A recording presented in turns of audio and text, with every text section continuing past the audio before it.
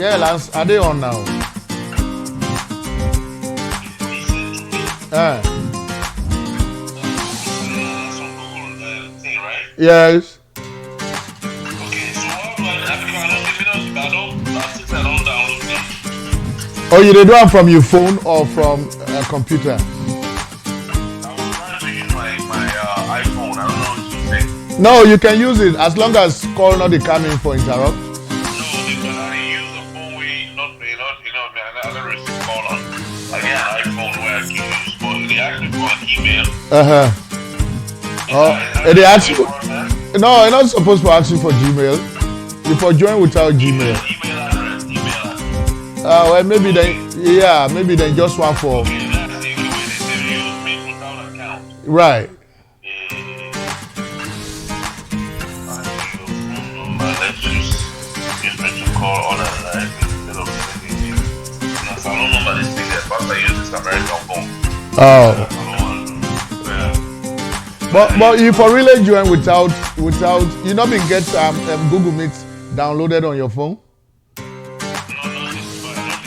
No, Not that phone. Okay. Yeah, Zoom maybe. Oh, okay. Okay. So Google me, they ask for me country code, phone number. Yeah. I don't think I want to go through all that. Yeah. I'll just use let's get it inside. I'll just use a laptop. Okay. Give me 1 second. So you wanna email the link to your email? No, hold on. I'll just type something. That's it. Okay, yeah. Okay, so let me share this on. Oh, okay.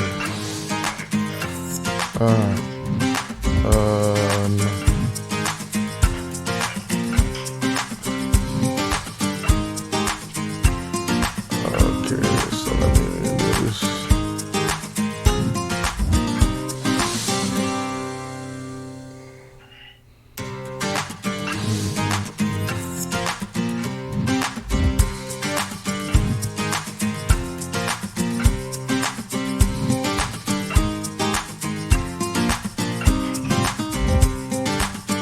Okay, this is it. This is to be shared.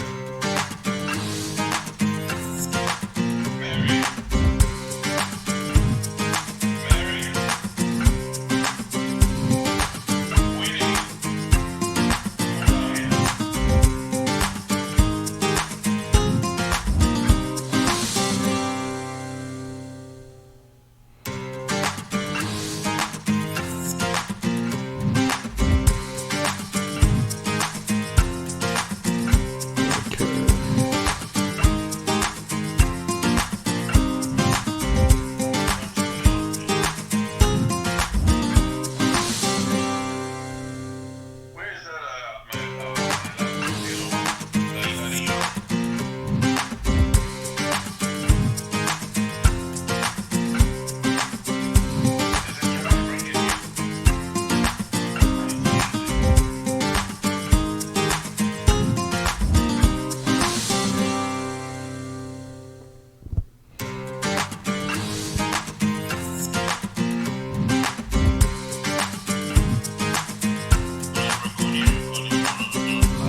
No, we'll go live on Facebook. And then, yeah, we are going to be live. Because Facebook, I can get more people the way they view past YouTube. Bring it here.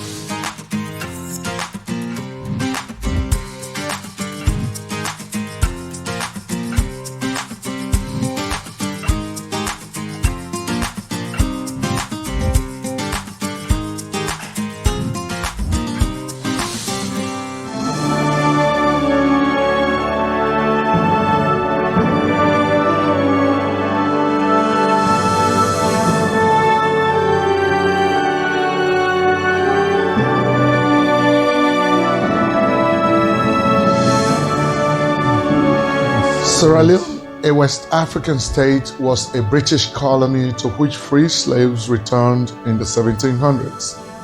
The country had a well-organized tradition, which was the local system of government before the advent of the British. The country was referred to as the Athens of West Africa for its early exposure to Western education and culture. After independence from the British on April 27, 1961, successive governments were dominated by a small political elite who profited from the lucrative trade in the country's most popular mineral, diamonds. A little of this trade trickled down to benefit the rest of the population. On March 23, 1991, the first rebel insurgency started in Sierra Leone by a group called the Revolutionary United Front, or the RUF. First, when the insurgency started, Sierra Leoneans could not believe it. They thought it was a minor border incident until a man called Fodesi Banasanko, who was the former corporal in the Sierra Leone army, announced himself through the BBC Focus on Africa that he was the leader of the group called the Revolutionary United Front, or the RUF. It was widely believed that the RUF received a lot of assistance from the former leader of the National Patriotic Front of Liberia, the NPFL, and former president of Liberia, Charles Taylor, who once said that Sierra Leone would taste the bitterness of war. The insurgency killed about 55,000 Sierra Leoneans, according to the UN Human Rights Watch, and displaced about 2 million. Sierra Leone emerged out of that war by declaring that the war was over in 2002. Very happy that I played a pivotal role in bringing about peace to my country. It was a very difficult situation. The country disarmed the combatants, rebuilt government institutions, retrained a new army and police, and returned the country back to peaceful democracy. In 2014, the country was struck again by the deadly affliction, the Ebola virus disease, where about 4,000 and more people lost their lives, with the rest of the population left to grapple with the aftermath of the disease. And then in August of 2017, a natural disaster in the form of a mudslide struck the western part of the country's capital, thereby killing about 1,000 people. The country continues to manage its fragile democracy with pockets of political violence every now and then. Regardless of the unfortunate history of the country, Sierra Leone over the last decade is seen to be making progress on national development. The country has prioritized education as key to national development, where the government has introduced a free quality school education as at the preschool, basic and senior secondary level, serving a total of 2.6 million children. It has embarked on robust healthcare improvements. The country is also on the trajectory of improving its road network and other infrastructure. Sierra Leone is one of the best tourist destinations in West Africa, with a stretch of a fine white sandy beach along the east coast of the Atlantic Ocean. It has attracted several investors in the hotel and restaurant sectors.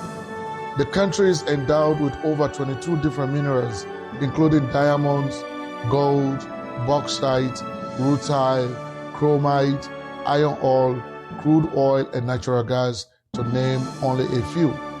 The people are friendly and very hospitable to especially strangers. The country is the most religious, tolerant country on the face of this planet, where Muslims and Christians support each other during their religious festivities. The country practices democracy as its governance system with 3 arms of government: the legislature, the executive, and the judiciary. Next presidential, parliamentary, and local council elections are slated for June 2023. Wherever Sierra Leoneans are around the globe, they always love to gather as people from the same country and enjoy each other's culture, as we are doing here tonight. So Sierra Leone is inviting you to visit the country. Thank you very much.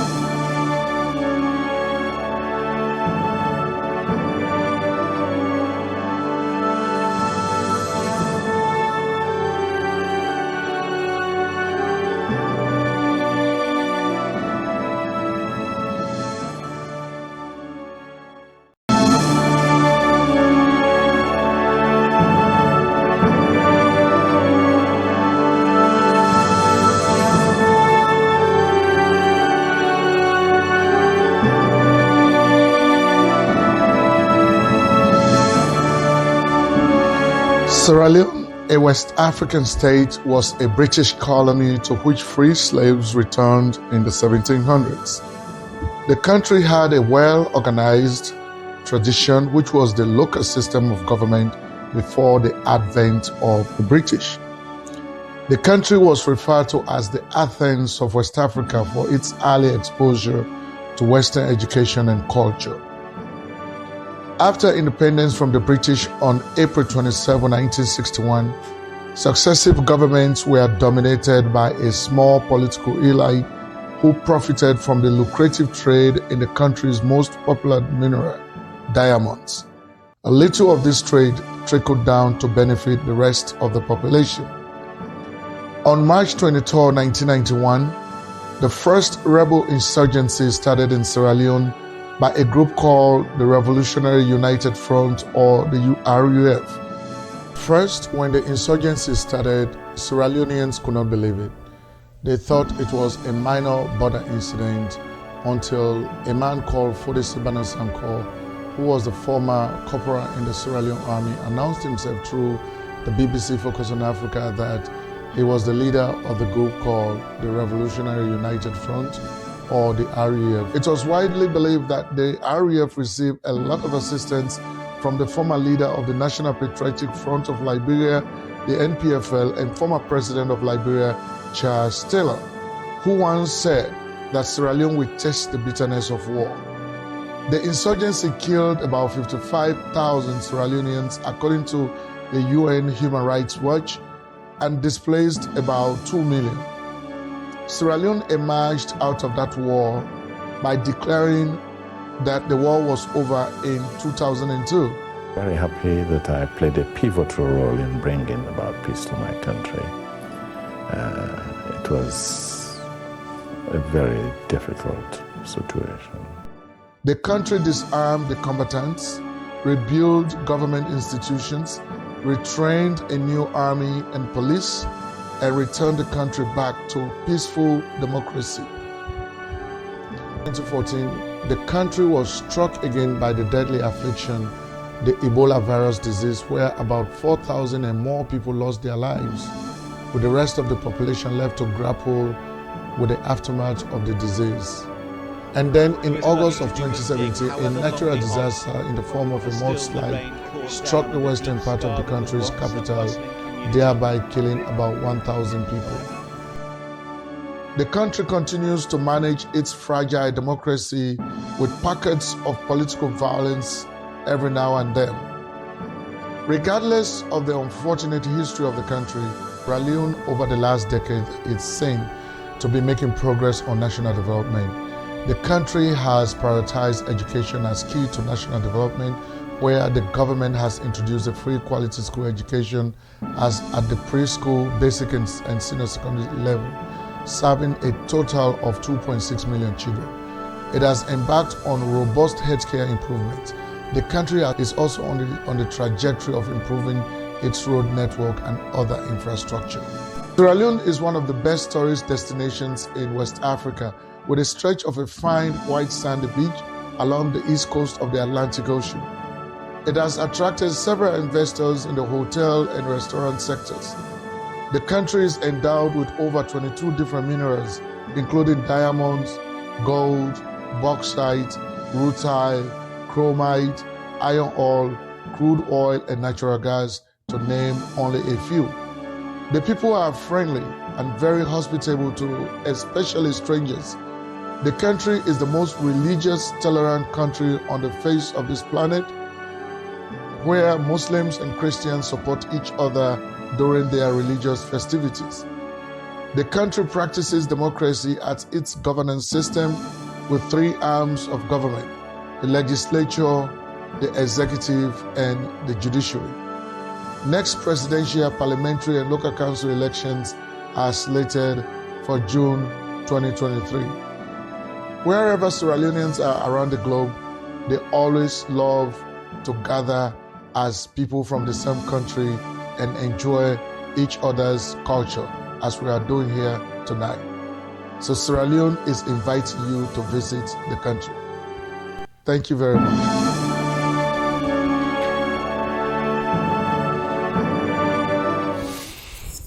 Hello, Mr. Lofambude Munakabo. Welcome to Sherix Television. Of course, the place whosa would bring Sierra Leone live to whosa ever you day around the globe. We for bring come back a special program to you, a program where you get interesting. And so, as you don't join we now, we welcome you, especially if this now you first time for join we want to take this opportunity for welcome you to Sherix Television, and of course, for assure you say you don't make the right decision for come at the right place. Not forget for follow we, of course, on Facebook, on YouTube. Not forget for subscribe so that anytime we'll go live, you go able to see waiting with the broadcast. So Mina Ibrahim Sharif Nami go be una host today. Of course, I get forget we senior analyst now, so for local analyze very important issue na Sierra Leone. So for right now, we just want for me stick around as they try for bring the programs to you. Stick around with us.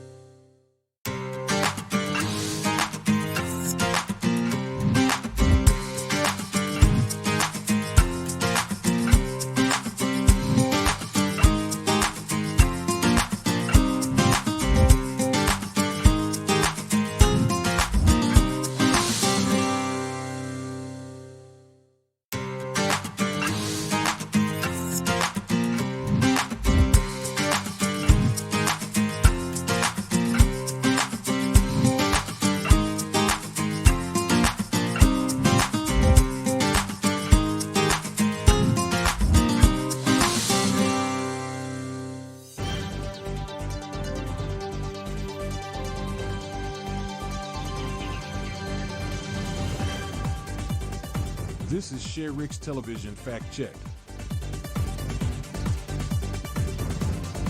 SafeMusicList.com. Royalty-free music.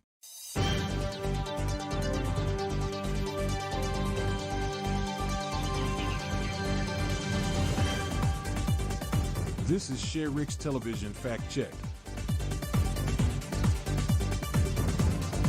SafeMusicList.com. Royalty-free music.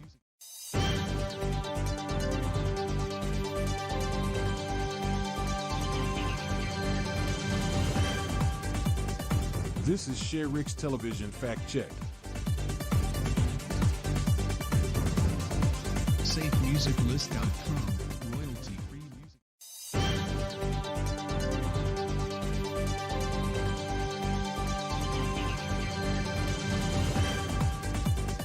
This is Sherix Television Fact Check. SafeMusicList.com. Royalty-free music.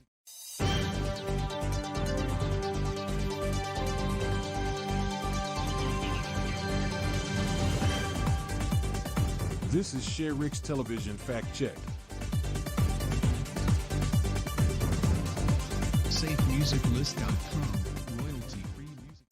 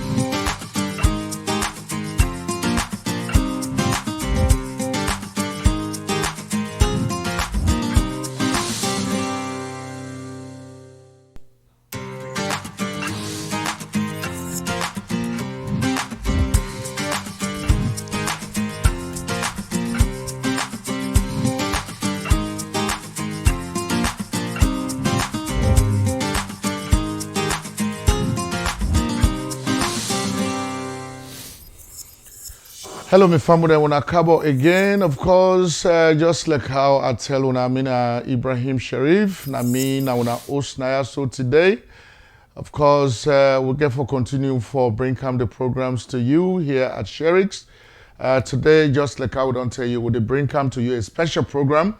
We all know, say, last year, August 2022, there was an insurrection in our country. People then jump in the streets, in the country, then the riots, then they burn hosts, then they burn police stations, then they kill policemen them. You know, then they demand for the removal of a president where the whole country come together and elect. And so Boku thing began for happen on that day. Of course, we all know say the president not be there in the country, he be there out of the country, but the vice president take responsibility of that day and introduce a curfew. And so the whole thing will happen at that country there on that day. We all know say it happened at just few parts of the country, not to all sides it happened.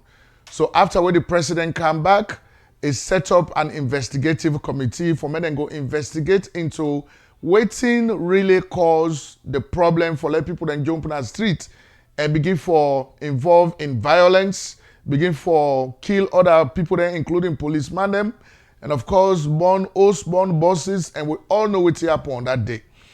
So that investigative committee, whatever they call the special investigation committee, they don't go to work for almost 1 year. They don't work and they don't come back with a report. So to win a Sherix television, we feel saying that we place for let we go discuss that report today, especially the executive summary where capture almost everything where the investigative committee do.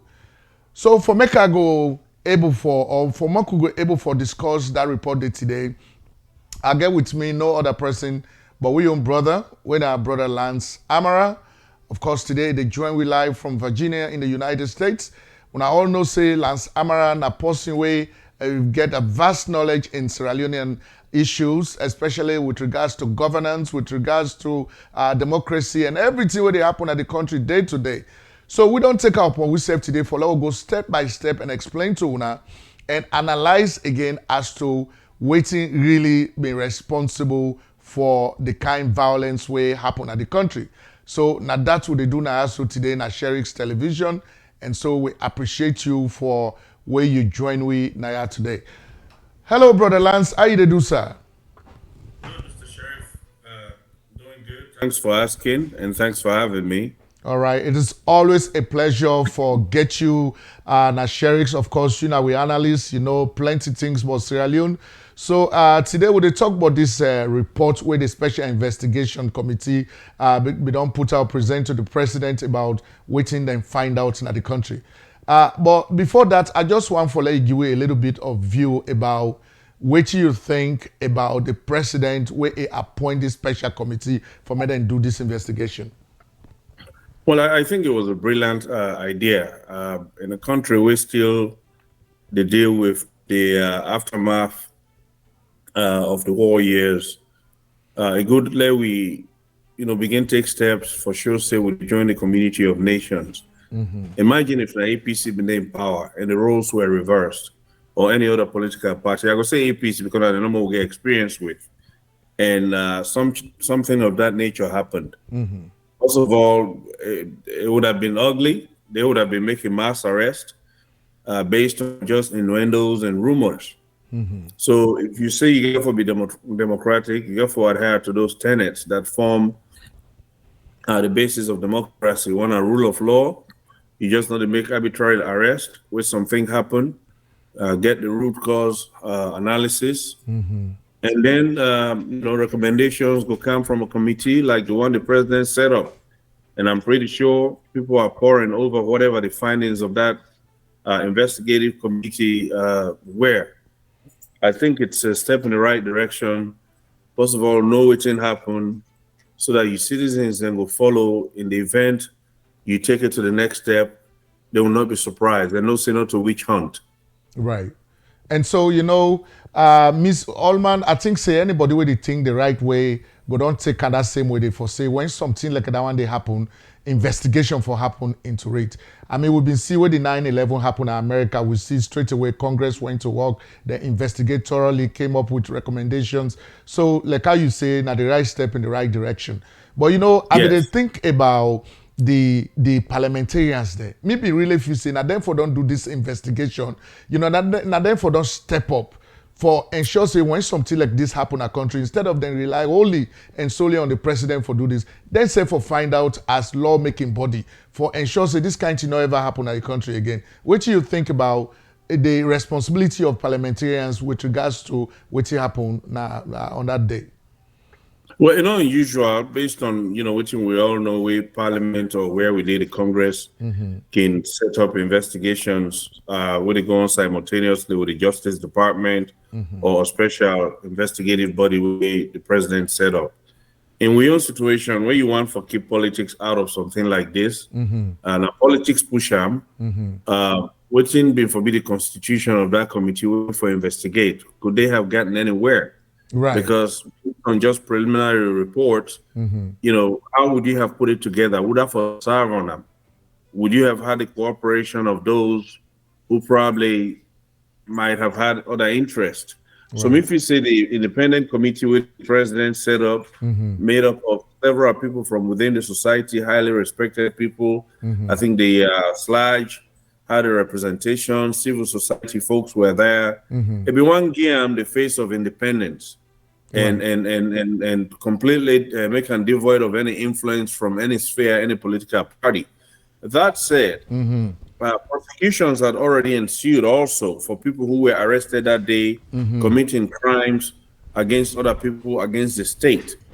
So that tells you how far with democracy don't come, because people have been sentenced for their participation, while in fact the president commissioned this and paneled this committee to find out what happened, what lead to them. But those who broke the law that day, we didn't catch them with live direct evidence. The prosecutions went on, and it's really good that those were not hampered. They did not interfere with each other, and the work of the committee was done. The president presented a report. And I believe it's very, very possible when you do investigations like this, there is one that is good for the public consumption, and there's probably a classified version as well, when I just very exclusive set of eyes go comb through them. Right. But people serve jail time now as we speak, and that is telling how far along we've come as a nation. That just years ago, been get chaos in our country, a bloodbath. You know, I really commend we as a nation embracing democracy. We're not quite there, but it's a good sign that we are headed there. Right. And so, you know, we will follow the works of the SIC, the Special Investigation Committee, closely. So when they issue this report, some of the areas they will look at was, you know, they say the whole meetings, then are then location there are na Lunge, na Potloko, Lunsa, Kamakwe, Makeni, Binkolo, Magburuka, Western area, Bo, Kenema, and Kono. So meaning that the whole meetings them with people them, na locations that will say people then come up for protest, and na locations that will say people that not even come up for protest. So what do you think about the SIC for that move they make for, you know, go to specific locations at the country for meet with people there? To me, what better way to get the pulse of the entire country? Okay, something like that happened. You want to determine, first of all, was it a popular, spontaneous uprising, or was it ginned up in just pockets of the country? What better way than to go to places that participated and those that did not participate? So by going to places that did not participate, but yet experience some of the same hardships, right? But they did not go out into the streets. And then you go out into the areas that will participate, you know, you get a tendency, which they did, to find out, in fact, if people ginned it up, engineered it, and or incited it. I think that was pretty much determined with people financing and coordinating some of those events, because I think it just added to the fairness and openness of the committee itself, its commitment to get to the bottom of the truth. Because You just can't have a situation like that on, probably 5% or less of the country, where in fact, everything we those 5% of the country complain about prevalent throughout the country. So I think it was a masterful strategy and for really get the gist of what happened. Right, for me they hold the meeting and then at then locations there. And of course, Yes. the investigation committee also began for get some findings. The way they say the committee's findings were that though there were incessant complaints of youth unemployment and marginalization, substance abuse, economic hardship, and food insecurity, these were not a justification for the level of violence perpetrated in the country. The indications are that they may have genuinely contributed to the August 8 to 10 incidents with rogue politicians exploiting this reality to their political advantage. Social media was awash with hate messages and tribal bigotry perpetrated by one Will Kamara alias Adebayo and his cohorts under the umbrella of the People's Power in Politics, the PPP, right? And so I look at this finding as something was very important and critical for we as people of Sierra Leone and also as government. So even though people that they push this idea of economic hardship, food insecurity, for say if you born in certain parts of the country, you know get job under this government. But was that the reason why people then for jump the street and demand the ouster of a democratically elected president? Absolutely not. Just like the investigative committee concluded, those were used as a pretext, and we saw this actually way ahead of the actual events will occur. Like this, you talk about the false narrative that was spread on social media, the inciting languages, but then of course it falls right in line with the conclusions of the committee itself that while in fact there were prevailing such situations in the country, they not rise to the level for let people then riot, that other circumstances push them over the edge. And those of us who use social media were privy to some of those inciting languages. People turning people on their own government, making threats, acting as though the suffering will engulf the entire world. And in fact, it's just prevalent amongst a certain class or group of people based on whose side and come out or whose side and they. That is how they try to sell it, to make it look as though the suffering was just limited among a certain class of people. That opportunities in the country, we pretty much, limited, was only available or were only available to a certain group of people. I mean, you had politicians. We had the flag bearer of the main opposition party stand in front of numerous school-age children, teenagers, and actually make those pronouncements, calling names, mimicking the language of the tribe that they try to blame for, all the conditions that they've been inciting these people about. It's no secret that they pushed it, they perpetrated it, and their connections have also been made that, we'll probably go dive into later. But this was not a spontaneous situation. People created a pretext. We were fortunate as a country that those who subscribed to what happened, been there in the absolute, very minute minority. As we stated in the beginning, less than 5% of the country participated. In fact, in one location at Lungi, they brought truckloads of people to participate in the riots because they were not protest. They attempted to enter our airport facility, and the people of Lungi, the locals, did not participate. They said those folks were brought in there. I'm not sure if the committee may have touched on that, but that was the conclusion of within the political circle that Poloko, Lungi proper did not participate, if not for the folks they bussed into the airport area. And we heard why they went to the airport, what their intentions were. Right, and so, even though we know say the people that were jumping at the street for do this riot here, they not be get any reason for do this. But there are certain things that whether they talk about and politicians then take advantage of them thing and they like whether they talk about food insecurity, talk about marginalization, talk about economic hardship.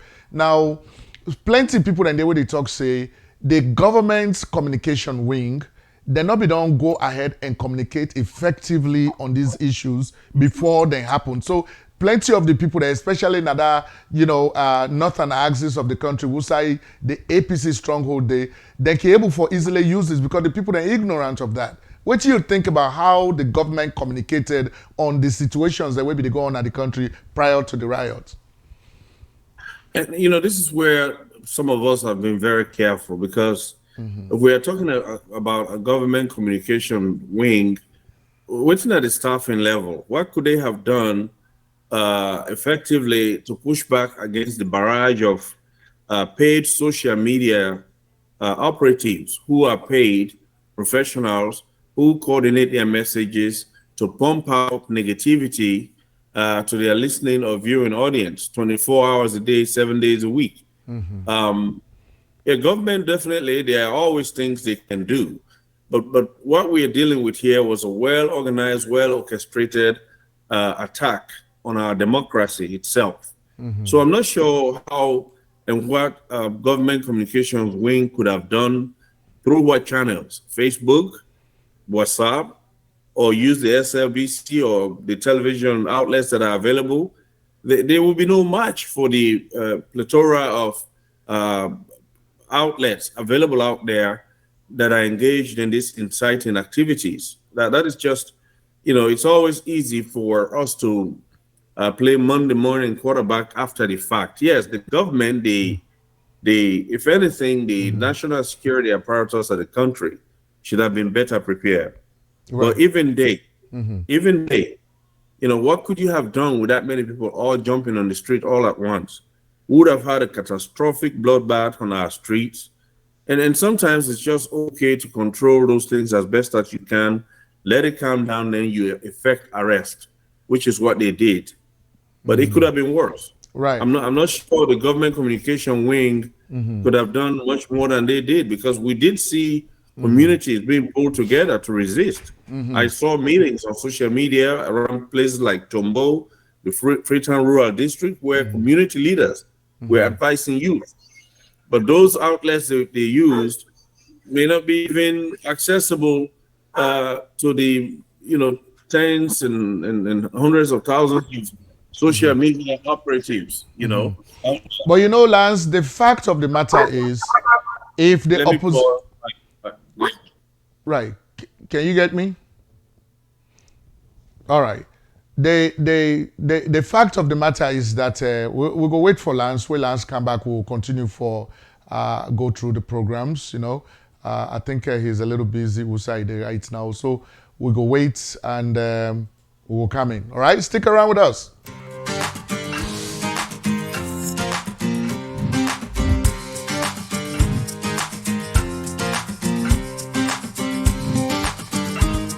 All right, so Lance, you're back, right? So I'm back. Sorry, my dog was having a fit. Okay. So Lance, the fact of the matter is that if people in the opposition can organize themselves in this way for me to perpetrate falsehood, misinformation, disinformation in their own advantage, and I not say we don't get then one day what they call the SLPP bloggers, we get the Ministry of Information and Communication, we get then strategic communication people that even at State House. So I am thinking that probably, from there multiple talks that will be there from somebody like Adebayo, and when they know say Sierra Leoneans then they listen to somebody like that one day. I think the government for them become a little proactive for combat some of them situations there before becoming reactive after the fact.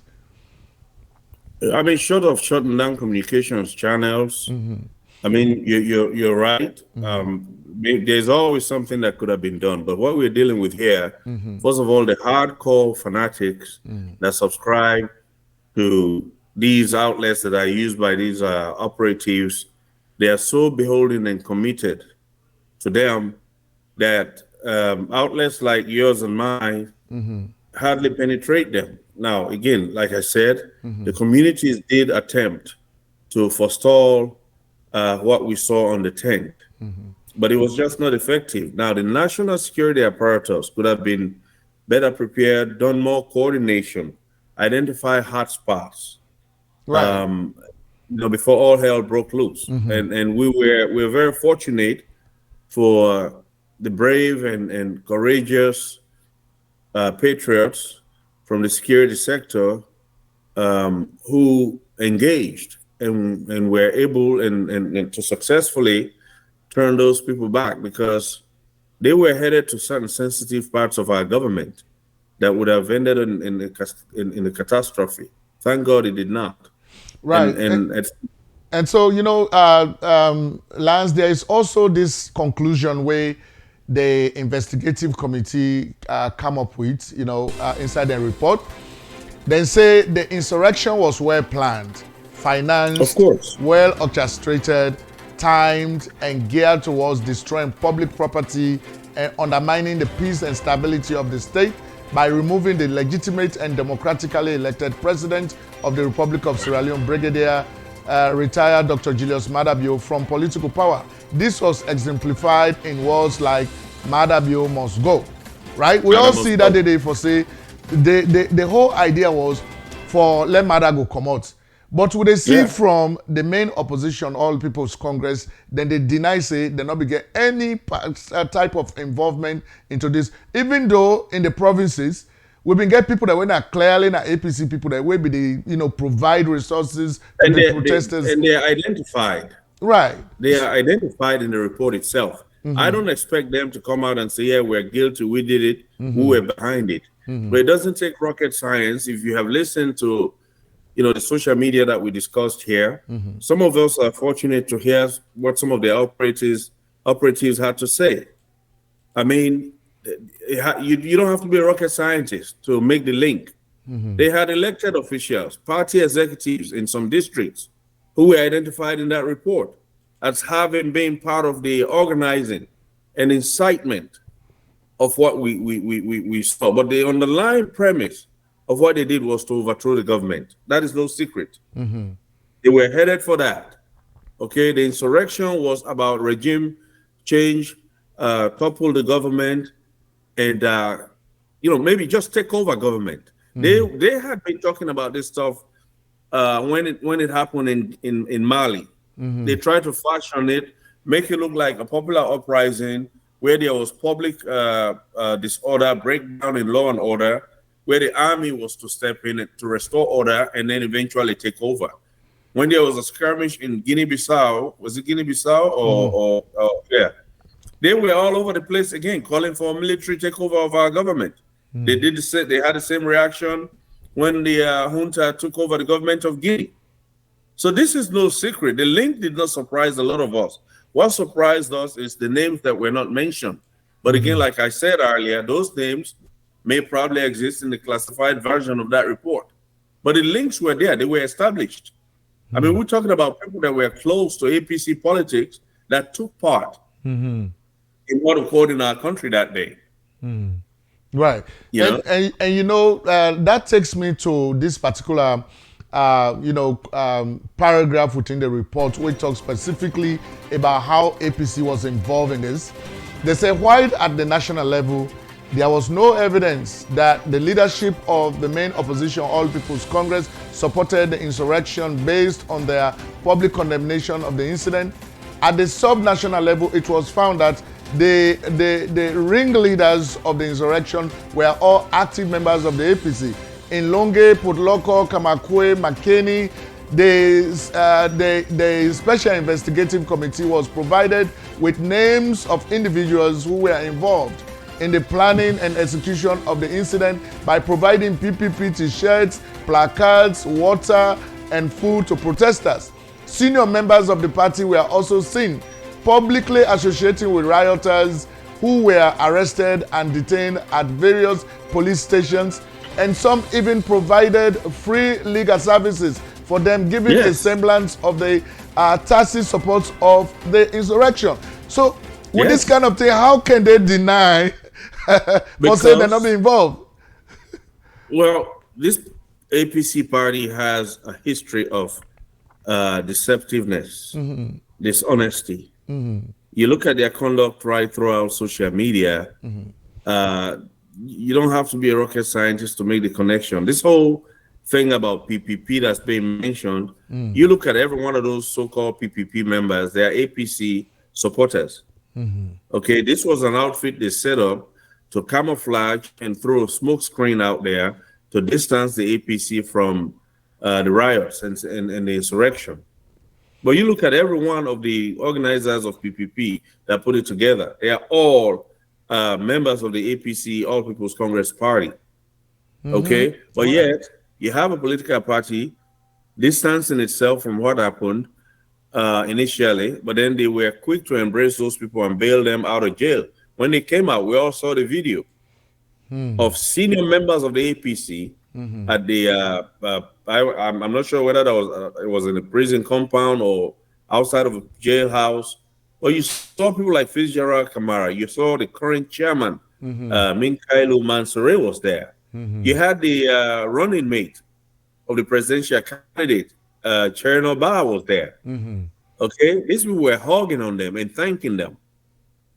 I mean, for them to look at all that after denying they had any connection, and then they were openly out there embracing these people. So, Lance, the question that comes to mind, we all know, say, the main opposition political, APC, then demonstrate, even the leaders of that party, then demonstrate to Sierra Leoneans, therefore, let us know, say, they began connection with what happened at the country. You know, they showed it. So waiting make way government and the president make them people and they go about normal business in the country. Why is then we not saying that they be involved inside this? Which guarantee we get for say they not go do it again, believing that nothing not go come inside? Well, us as ordinary citizens can make no guarantees here. But as far as what the government is now going to do with the report itself, they may make prosecutorial decisions based on just that investigation. The law enforcement department of the state can then use that report to probably dig further and subpoena people, because I heard there were people who who did not cooperate, but with a subpoena in hand from from a court, they will be forced to testify as far as their involvement and what they knew. But the thing with that is that Lance will not get any guarantee for say it will happen, because we don't see the commission of inquiry, we don't happen, we don't find out say people and they way being, when are people that were then found guilty of certain embezzlement and other things. Them up till now, Sierra Leoneans that they ask, what thing happened to them people and they, So which guarantee will get for say something will come on inside this one? Yeah, there's no guarantee, my brother. It has to take courage from the government, their drive to hold people accountable. People have to be held accountable. Right. Okay, 6 police officers were killed. Yes. Were killed. Right. So again, the president has a report. I'm pretty sure they are reviewing it. This is an election year. So all of those may be playing into a final decision as to what to do or what to make of that report. But you're right. Something has got to give. There has to be consequences for those who killed our compatriots, who destroyed people's property, including government property, police stations, police barracks, okay, government buses, harassed passengers, destroyed businesses, harassed people because of their tribal affiliation. So a whole host of options are available to the government. I think we'll wait to hear from the government of Sierra Leone as to what they will do with the report that's been handed to them. Because like I said, there is possibly a classified version of that report. Oh, in every when because things are done. On the day of the reports, the chairman of the commission, the committee, be a great for talks the other recommendations, and they would not go disclose them publicly, right? Okay. Even though me and you two get the report, but I not see the classified version there. But the whole point here is that, Lance, for us to ensure that then kind thing are not continue for happen at Sierra Leone. Because imagine the president they try for let people then believe we around the world for say we country peaceful, so then go can they and do investment, but then every time when they turn around they see say violence they happen, people then they die. That person we don't work for that money, they not go ever come and create jobs. So we have to stop this. Here's the dangerous thing these insurrectionists did. They also reached out to international media and made a lot of false allegations. Oh yeah, I saw that. We have that were outright out blaming government, slamming government. Okay, these operatives were well organized, and it was mostly done by sympathizers of the APC in the diaspora regions, and then of course those on the ground. But these people, you're talking about direct foreign investment, they have targeted that since day one. But then those youth were out there protesting for lack of jobs. How do you get jobs into your country when every time potential investors turn around, all they hear is negative news, threats, bellicose statements, people posting pictures of incidents that occurred in other countries, graphic pictures, and ascribing them to your country, creating that aura of instability. But then you tell the youth to go out and say ground dry, they are unemployed. They are unemployed probably because people are not investing in your country. And the way you attract investors is not by mounting insurrections and rioting and killing police. And so waiting at the message to Sierra Leoneans where APC then is saying, you know, like when you are in opposition, you engage in this kind of activities, they put the country behind, but at the same time, you want to be at the helm of authority in that country. I mean, how are you, which kind of message they send to voters them when they do stuff like that? Like now people then they where they're supposed to get employment by then time, you know, like who don't get this new airport, Sierra Leoneans, then they will don't gain employment today. Other people then they will be one for come and invest so that employment will come. But by waiting APC they do either directly or indirectly, they affect how we're able to give jobs to the youth and the country. So what is their game plan? Well, their game plan has always been to disrupt the work of this government so that the Sierra Leonean people not go feel the impact of the present Air Force. Okay? We've seen them attack critical infrastructure, electricity grid. Why would you damage cables and transformers if not to inflict pain upon the people, deny them electricity, all right, so that they can blame government? To them, their drive really is to make the government fail, failing to realize that a failed government translates into hardship. A failed country as well. Yes. Yes, a failed country. That means hardship for your people. Because businesses flee, they shut down, they don't feel protected. You know, you turn the place into a Wild West. This is what they want. They want the chaos. We've seen the conduct. We've seen them menacing government, making bellicose threats. You and I both are privy to some of those comments out on social media. They are not constructive in any way in helping co-run that country.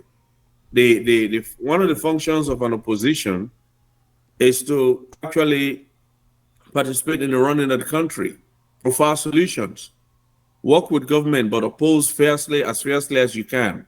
You can't go around inciting people and at the same time expect people who predicate their investments on peace and stability in your country. Right. And you know, talking about that, let's talk about the security of the country. According to the Special Investigative Committee report, they say the security sector was relatively prepared but was not proactive enough to forestall the infamous incident.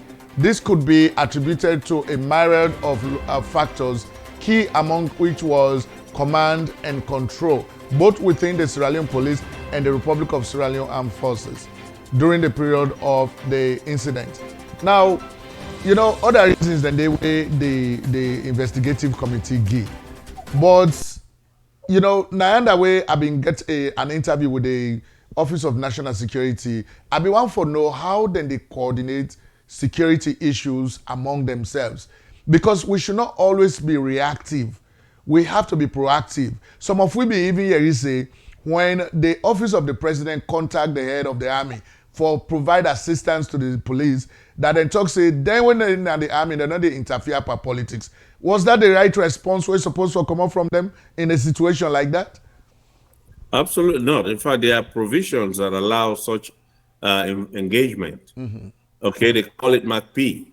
There's a reason it was established for incidents such as the one we are talking about. But again, that was triggered. I'm glad that someone got a hold to somebody that made it happen. That is the support given to the police by the armed forces of the country. I think they call it MACP. Okay, that was triggered. So that may have been an initial reaction from someone who felt like this was a political situation. It wasn't. It was a full-blown riot aimed at overthrowing the government of Sierra Leone. Period. Yeah, but the point is the president is the commander-in-chief. If you're not in the country, according to the constitution, are the vice president for takeover. And the vice president, they give directives. So who else can be above the authority of the vice president in that situation? If you don't talk, say, do this, and you say, oh no, this will not interfere for politics. So I don't understand what's in the premise of that.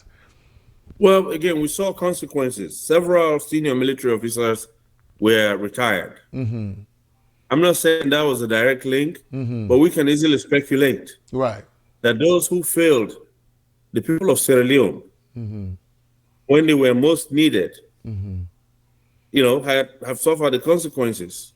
Right. Yes, there have been layoffs or terminations or early retirements in the armed forces of the country. While in fact they cannot come out and say, well, this, that, and this person were let go because of their refusal to step up and perform the duties, they're hired to perform on behalf of the states at critical moments like this. That refusal, because of that refusal or failure, they have been terminated from the armed forces of Sierra Leone. There were several high-level retirements. That is no secret. Now, whether or not it was related to this particular episode of people refusing to step in and quell things, we don't know that, but one can easily make that connection. That connection, right. Yes. Right. And because we are having this discussion because we really think, say, there have to be consequences for actions that way they take place in our country where they against the safety of the citizens. And so when something like that one day happen, obviously the president get for take action like that one day, But then there is this other one where the investigative committee talk about traditional leaders. And say the special investigative committee found out that authority of the traditional leaders has been eroded in many communities across the country. Complaints of a several disconnect between them and the central government were rife, which left a lacuna of politicians to manipulate their subjects, thus undermining their authority. There were also lamentations about the lack of information on key governance issues that impact the lives and livelihoods of the subject. Now, when I look at that, Lance, I don't see this president, among all other presidents, I don't see this president don't engage traditional leaders than pass any other person. So I don't understand what they mean by that disconnect. I don't know if like a thing not they just they meet, they socialize, but that actual work not they take place between them. Well, I think what it meant by, based on what I'm understanding it to be, is that power is so highly and heavily concentrated in the national government. This is the strategy of the APC. If you remember when President Kabal restored our country back to democracy after the Civil War, one of the things he did was to reestablish the district and city councils. The local government structure was reestablished, where most control was yielded over to them. But what did this now opposition party do when they came to power? they started sending out district officers and senior district officers, while in fact the councils had chief administrators who were supposed to be part of that structure, that new structure. So they have in 11 years almost managed to erode the little authority that was being infused into the hands of those people. So when things like this are unfolding in certain communities, the leadership of those communities are handicapped. Okay, they look up to the national government, and if there's a breakdown there, these are the catastrophic results that ensue. But the current situation that they are talking about, the lack of coordination between local and national government officials, that is something that didn't happen overnight. The APC has never believed in sharing national authority with local communities. All orders, all instructions should always come from the top on down. Because let me tell you, if the local communities are empowered, a lot of the things that we see going on in our country may not be happening, but they're sitting there waiting for instructions, literally, from the national government. I think that is where that breakdown is repeatedly occurring, and it needs to be. Hopefully, there are recommendations in the report, the right? official investigative report that address that. Yeah, but Lance, we know the APC is well known for centralization of governance, but not the Yes. SLPP. SLPP is a decentralized. I mean, they always decentralized the governance system. Just like how you don't Yes. rightly talk, when Tijan Kabak came, it reintroduced the decentralization, local government systems, and all of that. Yeah. And I don't see Julius Madabio don't engage traditional leaders them a lot.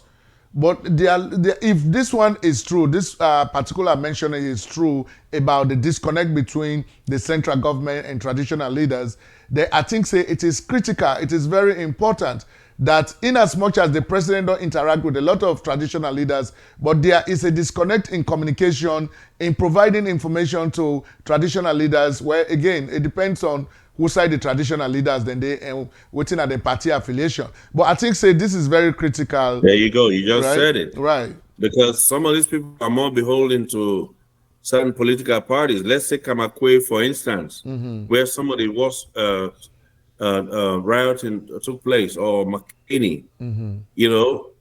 What effort could government have made, or coordination with those local authorities? We have people here, when government got ready to go get a generator, they did their part. They contacted them, they consulted with them.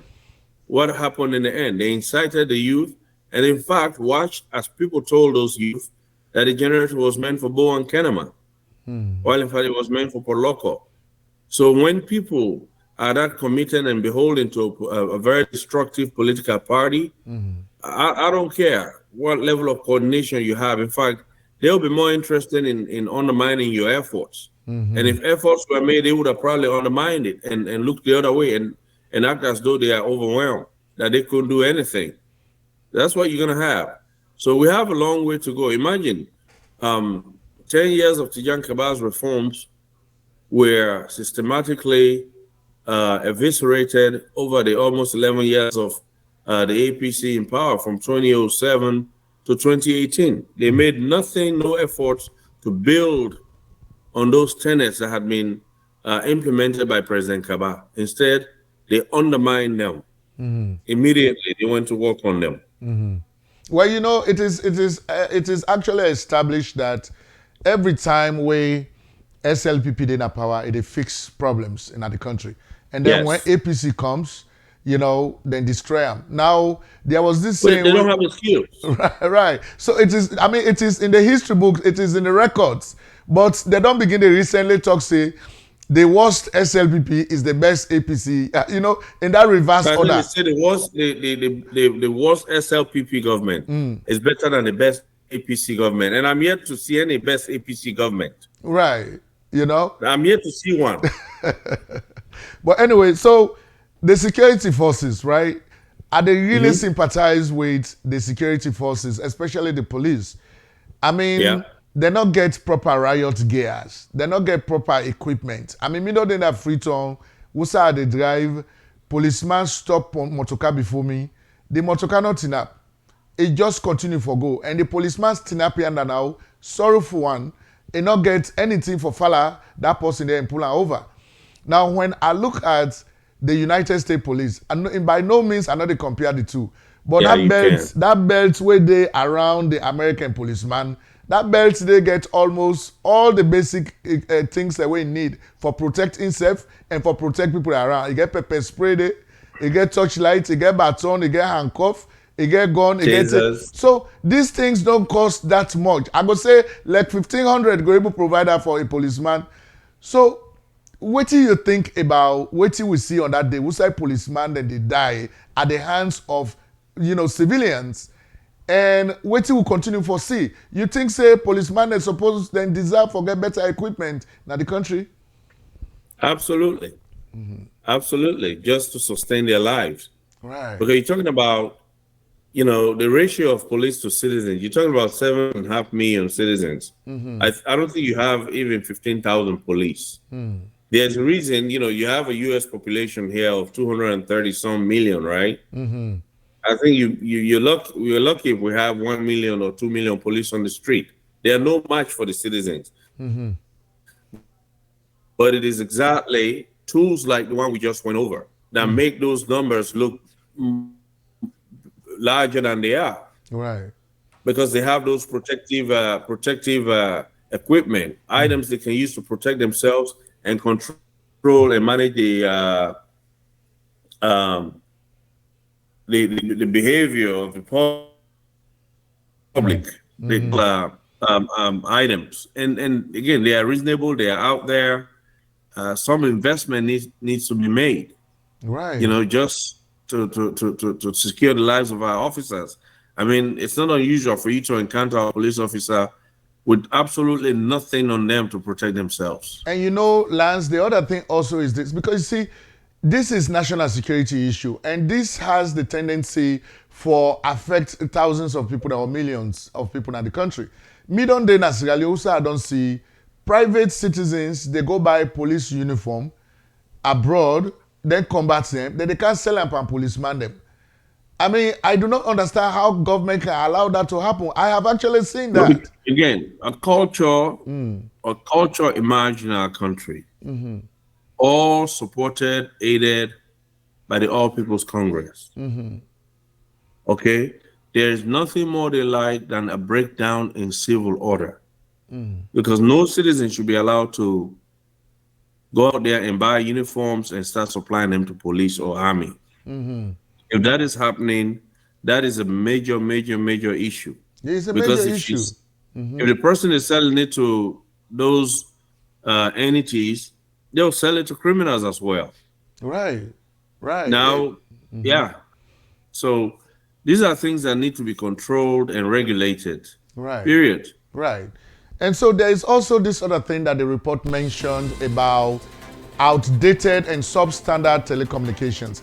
The telecommunications sector seems to be largely unregulated, and it's reported to be using outdated equipment that does not meet the standards of contemporary telecommunications operations in the country. Thus, the committee found it impossible to trace monies that were transferred electronically for the organization of the insurrection. Wow, this one I scare me a lot. Because if we don't have a system where we go able for track at national level, we go able for track money the way then they send electronically to the country, then anybody can say anything at the country for anything. Yep. So they have a way of skirting around the system as well. A lot of people that send money to the country not using official channels, especially when they aim not for do bad. Okay, and then from what I also heard from the report, it wasn't just a lack of technologies to track a lot of things. I heard a couple of the carriers were uncooperative. I'm not sure if their cooperation was later acquired or made available to the committee. You see? Well, yeah. So my point is, that may be true, but we cannot give that as an excuse, because as government, we are supposed to be on top of stuff like that, because it is a national security issue where people that they bypass the actual system for made them able for fictitious the same money in the country and then do something with it and we cannot trace it, we cannot track it. I mean, You know, we have dollar boys on the street right, creating all kinds of problems for our currency. right. So I feel So say government for do more on the areas than they way absolutely, I'm pretty sure those recommendations are, made available to them because something has got to give. We cannot have a situation where people are making calls. We can't even trace the calls. People are sending monies into the country. We cannot trace who they send it to, who picked them up, who sent them. Okay. Right. And most of it is done for exactly what we're talking about. Right. To hide and obstruct the work of the authorities in ascertaining, when needed, the root cause of a lot of events in our country. They don't want that. Brother Lance, say inside America, if me they go salon now, I go take $15,000. I say I want for go with her. If I not declare that money, I'm not able to come out with her in this country. If I wait, who say I go take that money in a bank, now the bank first they begin to ask me questions, why I they take such an amount? So we have to have a system where they check into these things because then get the potential for becoming a national security issue, They are. Then the other thing also that came out of this report, which the APC they deny also, is the issue of recruiting of children. Over 24 children who directly participated in the riots were arrested by the police from different parts of the country, particularly in Freetown, Waterloo, Lunge, and McKinney. Apparently, children were used as human shields by the adult rioters. Some children who were arrested in Freetown reported that they were recruited from McKinney and Port Loco and brought to Freetown to participate in the riot. Wow, I cannot believe that. So yes, they did. They did that. Wow. So so the whole thing is, why are we going this route? I mean, me understand say when on March 23rd, 1991, where Robin White of BBC Focus on Africa asked for this and call, waiting make you don't start war na the country, na your country Sierra Leone. All the reasons that we give, na reasons that we the APC create. So the APC not get any remorse for say we had done this before. We don't want this country to descend again into another anarchy. But so they are doing these things. I don't understand. They learn nothing. Wow. They learn nothing from past infractions. Why else would they allow themselves to be entangled in August 10th insurrection? As we speak, a lot of the people who were very vocal ahead of August 10th are actively still out there propagating on behalf of the APC. Not once have the APC as a party come out and even shut down bellicose comments from their supporters or distancing their party from it. They don't. They remain silent. Compare that or contrast that with the SLPP. When one supporter makes a bellicose statement, they're usually the first ones to come out and condemn and distance their party from that individual or that group. We have people who are supporters of the APC on social media, attacking other tribes, threatening other tribes. When was the last time we got any statement from the APC? What does that tell us? When people can sit and say what they are going to do to this tribe or that tribe, and they have direct connections to a political party. You see? Wow. It is so sad how things that happen at the country. I just cannot understand, how things that they happen. So waiting you think say go be the lesson where Sierra Leone as a country go learn from this particular thing will happen, because really just like how you've been start for say it was a coup d'etat for unseat the government, but they not succeed. So the government come back into power, put this committee in place, we don't investigate. But a lot of lives were at risk. If they be succeed for Paul Madabiu, I mean, it was going to be a national chaos. The whole country for don't descend into another long, protracted civil conflict. So what Yeah. did we learn from this? Well, what we learned is that number one, first and foremost, that we have a political party. We all but don't give up on attaining power through the ballot box. Because if you show up yourself and the work you don't do, you know the mount an insurrection less than 1 year to elections. Right. Okay, you don't do that unless you not get confidence. Say the people go trust you, and why would they lose that much trust in you? Now because of your past conduct. We all know, Eric, the situation where this current government inherit from the APC government, an economy in austerity, completely damaged, destroyed, cratered.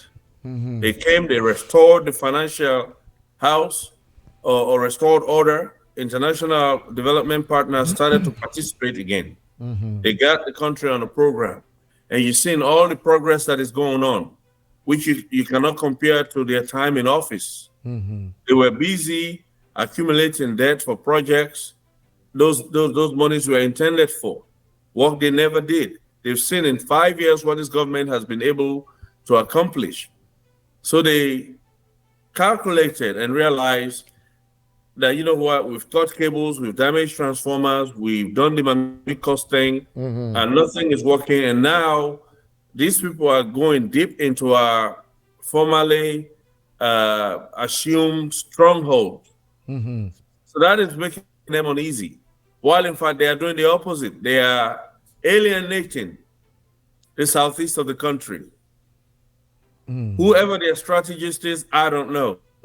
But when you have members of a political party marginalizing an entire region, we're talking about somebody at the level of Yansane, standing there and saying that the southeast no matter. Ha. Okay? What could be going on I don't here? know what political strategy is that. Strategy of destruction. We are less than 60 days to election. They have a lunatic guy running around calling himself Jagaban. He's the one they're sending around saying he's from the southeast. And then when he goes to these places, he's surrounded by his tribesmen in those communities. And they put them on social media. Okay? They are not ready for this election. And that should worry us. Because for someone that is clearly not ready for an election, but then talk so confidently about Mada Gugu. I mean, they are even saying that it will go whether it win or not. What do you make of that? So, you know, what is Salon people that need for understand also, Lance, is that this whole game where APC they play started in 2015. We then do that national population and housing census. It was based on politics, then go do boundary delimitations, then go come up with fictitious numbers.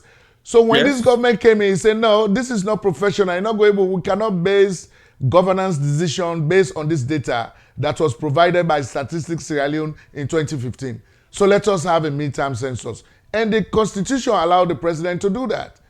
Yes. They not comply with that. We'll all see how they go ahead and set confusion around all lengthing and they, but the census went on. Let them not cooperate. Let them not participate. Right. Okay. So the census took place. And now we don't come back. Okay, now let's go do boundary delimitation. But it's not just the census, the commissions of inquiry as well. We don't expose a lot of them for corruption. They stand to lose the stolen loot, the looting within perpetrate on the country. You know, they're afraid they'll lose that. But you're right. The 2015 census was about a power grab. They wanted to create super majorities. They created 2 districts, created 20 parliamentary seats. They were driving towards a supermajority to pass draconian laws that would have kept them in power permanently. They were headed right back. They learned nothing from the civil war they triggered. They were headed right back there. Period. So, this is dangerous for the country. This kind of trajectory is dangerous. But former Vice President Victor Fo disclosed to us that when the idea of creating 2 districts and a province was brought up, he specifically told President Nkrumah not to do it. They never listened to him. Okay? This guy is a veteran administrator.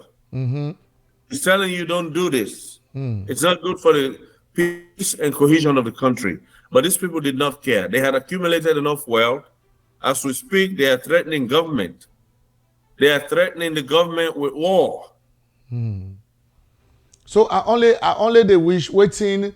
That is how confident they are in what they have. Waiting the international community where they be run to and lie. Waiting then they make out of all the TR way then they do. You know, are we reaching out? Are we telling them? You know, because I see the interview with CNN interview the Minister of Information, Radio Soiree. I see how they begin for, then put them on the defensive. I mean, are we sharing this information with the international community as to what the APC they do? Well, if they were not before, I'm pretty sure they are doing now.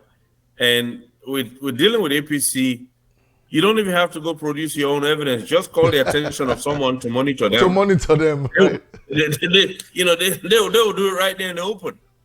Oh my God! I cannot believe this. Yeah.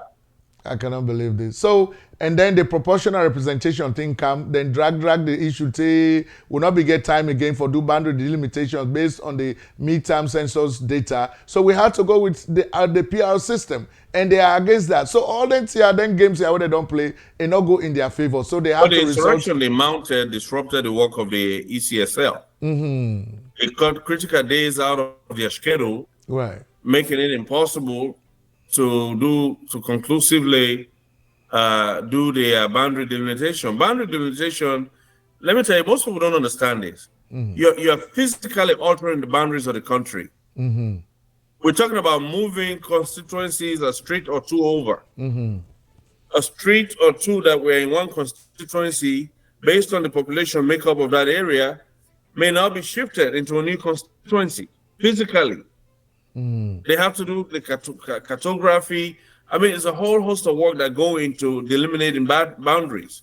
You just don't sit in Freetown and pencil whip through it. So Lance, you know somebody where you very, very much you get high knowledge of what they happen at the country. I mean, if His Excellency the President is listening to you, what would be your advice to him? Well, first of all, he's done a tremendous job. Considering what he inherited. He has maintained the peace. He has refused to be provoked into an unfortunate situation. And by so doing, he's been able to successfully expose the opposition to the international world. They see it. They have seen it. Now, what I would personally tell the president to do is to hold people accountable. Right. Those behind, those who are identified for this insurrection should be made to account for their actions. Otherwise, they will try it again. Right. Trust me, these are people who you cannot rely on, say, oh, they don't learn their lesson. Or they would not have attempted August 10th if they don't learn any lesson. They're not getting capacity for learn from any past events. Okay? So the president needs to really step it up, be stern, and allow the Justice Department to prosecute people, period. Yeah. Wow. And so what also you make up of, Samura Kamara is the presidential candidate for the APC. And APC, of course, as we know them now, they are in the opposition, but they are trying to form government. Now, they don't marginalize the Southeast. How can Samura become president of Sierra Leone if the Southeast not vote for him? How is that possible? He's not ready to become president because he wants to be president of Freetown and Kamalo and McKinney, perhaps. Has he ever campaigned in the Southeast? Well, I've seen videos of him down there, but ever since he insulted them, mimicked them, made fun of them, and blame them for all the ills of the nation. I have not seen much of him over there. Now, I see surrogates attempting to go on the ground and kind of soften the ground. But I hope they understand our people, that you don't go in there and fool them. Right. You cannot insult them and bulldoze your way into their communities if they don't want you there. Okay. He has insulted half of the country, even mimicking them. Right. Saying, boy, that is insulting insulting and disrespectful. His surrogates have insulted those people. And there has now been links that he is, in fact, one of those sponsoring one of those Mamikos bombers. But the thing is, when was the last time this man came out and told those people to stop and distanced himself from their actions and activities? Never. Okay? In fact, he has embraced them. He has repeated what they have said. He has gone after these people. He told northern children that their efforts in school are in vain. That because despite all of their efforts, there will be no opportunities awaiting them because everything will go to the Mende man. Oh my He God. named the streets, he gave the names. If you're not to Kamara, or if you're not Kamara, if you're not Conte, you're not Sise, if you're not Komo Kenema, you're not Komo, or he said Kono, he called himself, say, even Kono self. Basically, accusing that entire ethnicity of discrimination, the government of discrimination against Northerners. That is the person that wants to be president of the whole country. That in and of itself is disqualifying. Right. Period. You cannot aspire to be president of the country while creating targets. Okay? Right. On the backs of half of the country, making them the enemies. That is disqualifying, no matter how you look at it. Right. And so elections are on the 24th of June this year. What do you think? Again, for be peaceful, free, and fair? Well, the president is committed to peaceful elections. And that is all he can do. What the opposition intends on doing, that's entirely up to them. But I know the government is prepared for any eventuality. I have had those assurances from people in government that I talk to. Okay. That they are prepared for any eventuality. The government is committed to free, fair, and transparent elections. Now, those betting on disrupting the system, I hope they have, some second thoughts about it. Period. But the elections will go on. The government is committed to a free, fair, and transparent election because they are confident in the work they have done. All right. We've all seen their handiwork. All right. It's no secret. We've seen the tangible development. We've seen the free quality education. We've seen the infrastructure. We've seen the efforts at electrification of major towns that never even knew what electricity was until Marabio became president in 2018. Right. Now they have night and evening activities late into the evening where they can hawk their pancake, fried fish, and stuff like that. You have people now they can preserve their foods. Right. So these are all accomplishments. We've seen the test scores in the schools, the nutrition in schools, 800,000 children eating and participating in the school meal program. You have 3 million children whose tuition is now being taken care of by the government. That is a huge leap forward. That is highly, highly ambitious that this man has been able to accomplish. Right. And had it not been the COVID, and then, of course, later on, Russia, Ukraine, imagine where our economy would be. Would have been, right. We had almost attained single-digit inflationary numbers. Right. When COVID came, within 6 months of taking power. Well, I've been listening to all these people. Imagine some of the activities. Okay, putting dollar boys out there to compete with the banks on the exchange rate because they had an influx of leons at their disposal. And I've for been which they listening. did not work. I've been listening to an interview by VOA where they be the interview Samora Kamara after we don't paint this bad picture of Sierra Leone. So the guy where they in Washington where the interview and I talk say, it's about what we have been hearing about Sierra Leone is that there has been development under this president. And so if you are saying all of these things, you were in power before him, so you could have contributed to all of these negative things you are talking about. But anyway, that was what we had. But Lance, I want to say plenty thank you to you for your time today.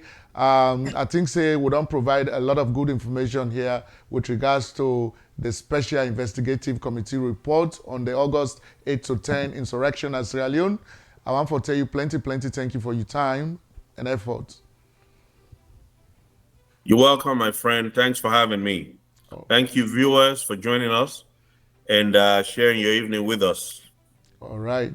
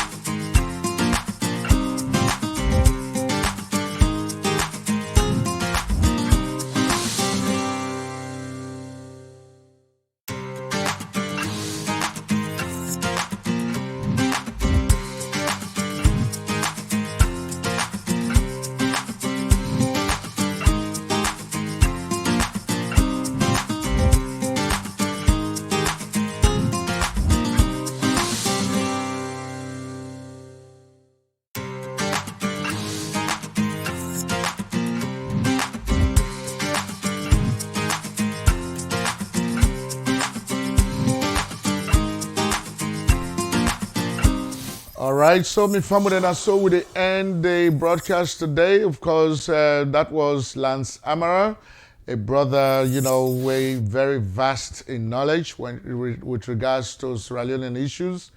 Of course, he joined with today at the studio live from Virginia in the United States of America. And so we ask that you continue to follow me on Facebook. And of course, very shortly, this video is going to be available on YouTube as well. Once more, Mina Ibrahim Sharif, and I want to tell you plenty. Thank you for following today. Thank you very much.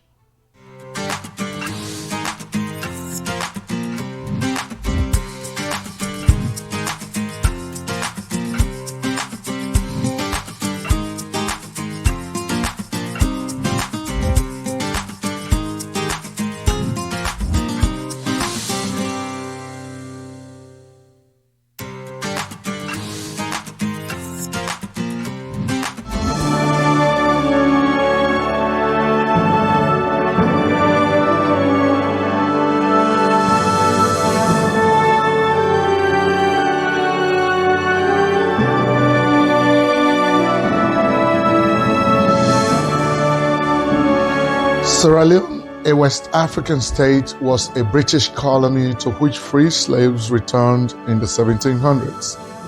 The country had a well-organized tradition, which was the local system of government before the advent of the British.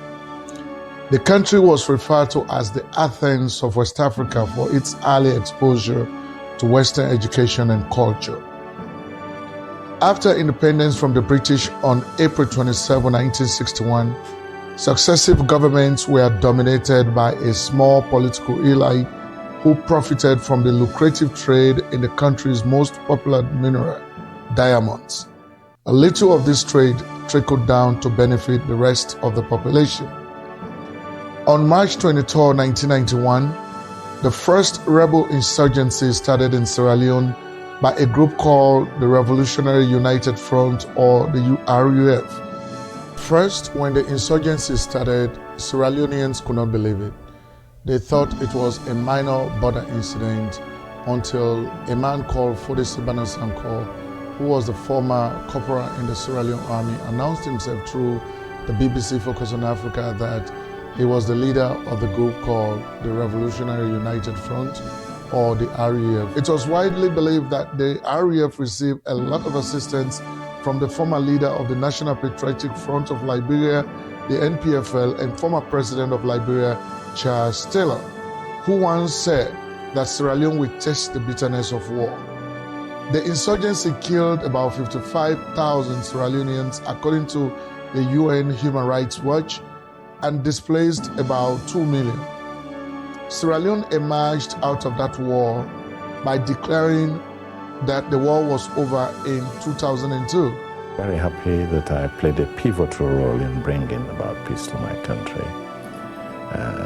It was a very difficult situation.